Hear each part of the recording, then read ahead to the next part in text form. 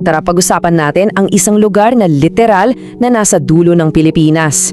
Yung tipong puro nagtataas ang bangin, walang katapusang hampas ng alon, at syempre, yung mga sikat at matitibay na bahay na bato.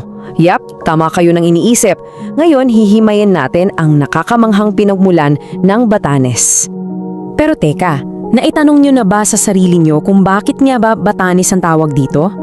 Laging nababanggit ito sa mga ulat panahon, di ba? Paboritong daanan kasi ng bagyo, tapos dream destination pa ng marami sa atin. Parang isang malaking puzzle ito na sabay-sabay nating bubuuin ngayon. Aalimin natin ang malalim na kasaysayan at kwento sa likod mismo ng pangalang ito. Unang bahagi, ang tahanan ng mga hangin at ang pagkaligtas sa libu-libong bagyo. Ikalawang bahagi, paghihimay sa pangalan at paghanap sa ugat. So para mahanap natin yung totoong pinagmulan ng pangalan, kailangan nating himayin yung mismong salita. Kasi alam nyo ba, yung pangalang Batanes na ginagamit natin ngayon, hindi talaga diretsyong galing yan sa mga sinaunang tao doon. Isa lang siyang Spanish pluralization. Ganito yan, hahatiin natin. Yung salitang ugat ng main island ay Batan, tapos dinugtungan lang ito ng hulaping S na ginagamit sa Espanyol para gawing maramihan o plural ang isang salita. Kaya kung tatanggalin natin muna yung S, magfo-focus tayo sa natirang salitang ugat, ang Batan. Ngayon, ang talagang nakakamangha rito ay yung malalim na connection ng mga tao sa mismong lupa nila. Kasi bago pa man dumating ang mga Kastila, may mga nakatira na dito, 'di ba? Sila yung tinatawag nating mga Ivatan. Kung isipin nyo, parang formula lang 'yan. Yung I, ang ibig sabihin niyan ay mga tao ng, tapos idugtong mo sa Batan, boom, Ivatan. Ibig sabihin, mga tao ng Batan. Habang buhay nang nakakatali ang pagkakakilanlan nila sa pangalan ng sarili nilang isla. Ang galing, di ba? Ikatlong bahagi, ang mga unang nanirahan at ang mga sinaunang Austronesian. So, balik tayo sa nakaraan. Bago pa tumuntong ang mga Espanyol at iba pang dayuhan sa bansa natin, sino ba ang mga unang nanirahan dito? Sila yung mga sinaunang Austronesians. At ayon sa mga pag-aaral ng lokal na wika, yung salitang Batan, hindi lang yan basta-basta inimbento. Galing yan sa isang sinaunang salitang Austronesian na ginagamit talaga para ilarawan ng isang partikular na anyong lupa. Para sa mga pinakaunang dumating pagkatapos maglayag sa napakadelikadong karagatan, simpleng tinawag lang nila itong ang lugar. Walang arte, hindi na kailangan ng mabulaklak na pangalan. Ito yung naging pangunahing silungan nila, yung naging tahanan nila sa gitna ng malalakas na alon.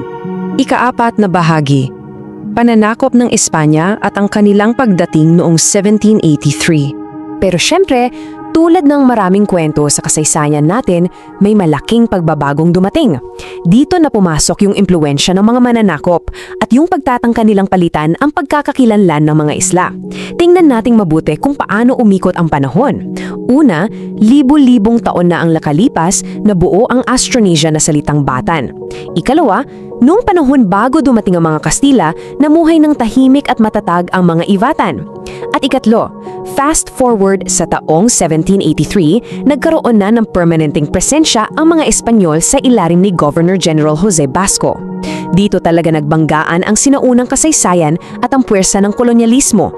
Ngayon, himayin pa natin kung paano eksaktong nabuo ng mga Kastila yung pangalan na kilala natin hanggang ngayon. Step 1. Kinuha nila at inadapt yung katutubong salitang ugat na Batan. Step 2. Nagdagdag sila ng plural suffix na S. At Step 3. Ginamit nila yung pinagsamang salitang ito para tukuyin yung buong grupo ng mga isla bilang isang collective. So mula sa iisang ugat na Batan, naging Batanes. Ganun lang kasimple yung naging proseso ng pagpapangalan, pero grabe yung naging epekto nito sa kasaysayan natin. Pero alam niyo ba, may isang part ng history na hindi masyadong napag-uusapan. Muntik na ang maging iba ang pangalan ng Batanes. May mga pangalan kasi na pilit inilagay sa mapa pero, well, hindi talaga nagtagal. Nariyan yung Grafton Islands na pilit ipinangalan sa isang British royalty kasi uso sa mga dayuhan noon na ipangalan sa sarili nila yung mga natutuklasang nilang lupa. May mga dokumento rin na nagtangkang tawagin itong Basco Islands para naman kay Governor General Basco at sa iba pang mga Espanyol. Pinilit nilang ipilit ang mga banyagang pangalan na ito sa mga tao at sa lupain, pero guess what? Parehas na sablay, hindi pumasa. Kung ikukumpara talaga natin, kitang-kita yung pagkakaiba.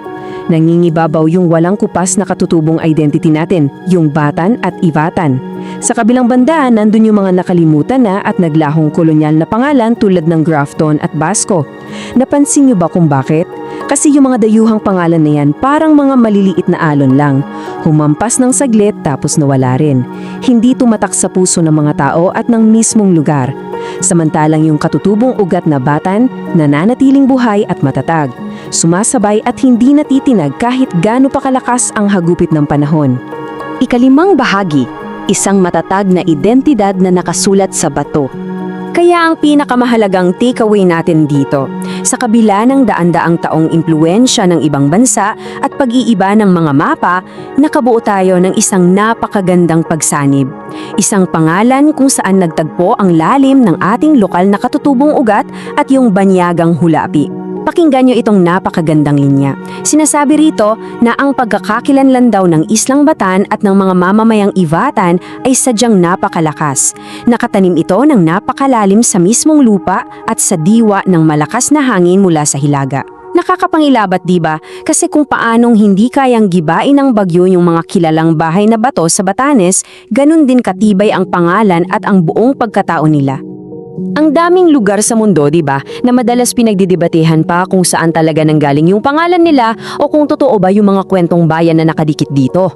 Pero sa Batanes, ang kasaysayan nila ay tila literal na nakasulat na sa bato. Mula sa pinakasinaunang salitang ugat na tumutukoy sa isang lugar hanggang sa mga Ivatan na nanirahan dito at naging Batanes na kilala natin ngayon. Ang kwento nila ay hindi kailanman nawala sa hangin. Mismong kalikasan at oras na ang nagpatunay na ang istorya at pinagmulan ng lugar na ito ay napakakongkreto at matibay.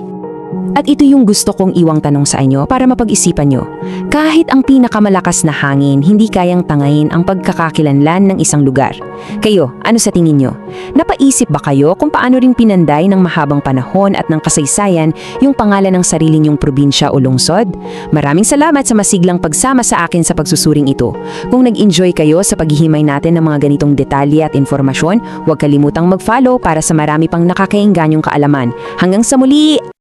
Kung nagustuhan mo ang kwentong ito, huwag kalimutang i-like ang video, mag-subscribe at i-on ang notification bell para sa iba pang alamat at kwentong bayan. I-share mo rin ito para mas marami pang Pilipino ang makaalala ng kagandahan ng ating mga kwento.